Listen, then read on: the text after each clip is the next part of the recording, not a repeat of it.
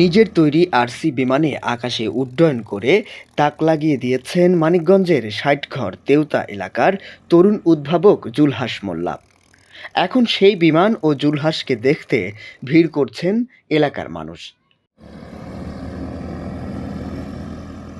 জুলহাস মোল্লার বাড়ি দৌলতপুর উপজেলার বাগুটিয়া এলাকায় হলেও নদী ভাঙনের কবলে পড়ে তার পরিবার বর্তমানে শিবালয় উপজেলার ৬০ ঘর তেওতা এলাকায় বসবাস করছেন।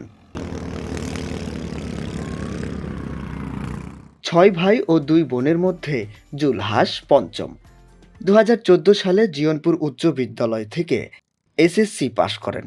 তবে অর্থাভাবে পড়ালেখা আর চালিয়ে যেতে পারেননি জুলহাস। বর্তমানে ঢাকায় ইলেকট্রিক মিস্ত্রির কাজ করছেন ২৮ বছরের এই তরুণ। জুলহাসের বাবা জলিল মোল্লা বলেন, জুলহাস ছোটবেলা থেকেই বিভিন্ন প্লাস্টিকের জিনিস কাটাকাটি করে কিছু একটা বানাতে চাইতো। জিজ্ঞেস করলে বলতো, একদিন দেখবে কি বানিয়েছি।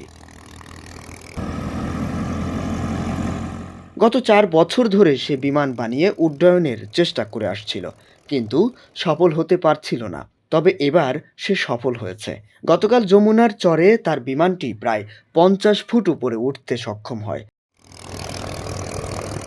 গেল মঙ্গলবার সকাল ১০টার দিকে সে আনুষ্ঠানিকভাবে বিমানটি উড়ায়। সে সময় ডক্টর মনোয়ার হোসেন মোল্লা সহ অনেকেই উপস্থিত ছিলেন। এ বিষয়ে জেলা প্রশাসক ডক্টর মনোয়ার হোসেন মোল্লা জানান, জুলহাসের গবেষণার কাজে সরকার সহযোগিতা করবে।